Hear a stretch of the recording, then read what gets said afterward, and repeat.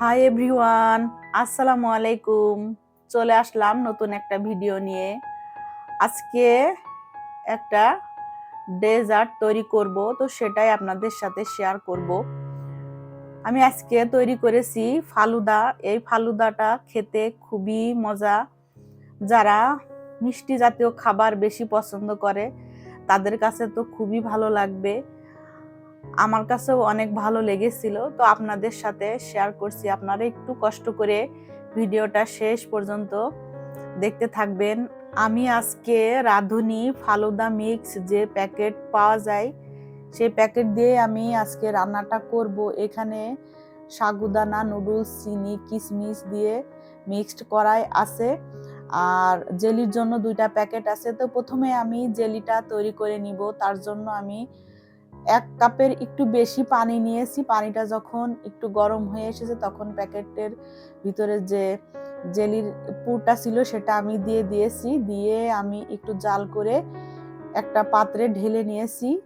এভাবে করে আমি 2 কালারের করেছি, আর একটা কালারও করেছিলাম। তো যখন এগুলা ঠান্ডা হয়ে গিয়েছে তখন আমি ফ্রিজে রেখে দিয়েছি। তারপরে আমি 2 কেজি দুধ জাল করে নিয়েছি। জাল করে একটু কমিয়ে নিয়েছি, মানে ঘন করে নিয়েছি। তার মধ্যে যে প্যাকেটটা ছিল এটা ছিল ম্যাঙ্গো ফ্লেভারের, বিভিন্ন ফ্লেভারেরই পাওয়া যায়। তো প্যাকেটটা ঢেলে দিয়ে আমি অনবরত নাড়তে থাকবো যাতে করে নিচে থেকে লেগে না যায়। আর এটা রান্না হতে 15 থেকে 20 মিনিট মতো সময় লাগবে। মিডিয়াম আঁচে আমি রান্নাটা করতে থাকবো। তো রান্না করতে করতে এক পর্যায়ে এসে এটা সিদ্ধ হয়ে যাবে আর ঘনও হয়ে আসবে। তখন আমি নামিয়ে ফেলবো। যে পাত্রে আমি রাখবো বা জেলিগুলো বা ফ্রুটসগুলো মিক্সড করব সেই পাত্রে আমি ঢেলে ফেলবো। ঢেলে এটা ঠান্ডা করতে দিব। ঠান্ডা হয়ে গেলে আমি 1-1.5 ঘন্টার জন্য আবার ফ্রিজে রেখে দিব। তারপরে আমি জেলি মিক্সড করব। তো আমি ফ্রিজে রেখে দিয়েছিলাম জেলি, তারপরে আমার যে ফালুদাটা রান্না করেছি সেটা।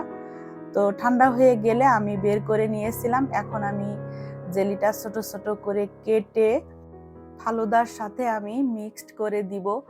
তো এই কাজগুলো রীতি আমাকে একটু হেল্প করছিল।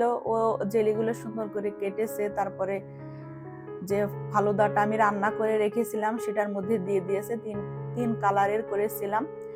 আর সাথে আমি একটু কলাও দিয়েছিলাম। কলাটা দিলে আমার কাছে ভালো লাগে। এখানে আঙ্গুর, তারপরে যে আরো মানে ফল আছে, আনার, এগুলো দিলে আসলে বেশি, আনারটা দিলে বেশি কালারফুল হয়, ভালো লাগে খেতে।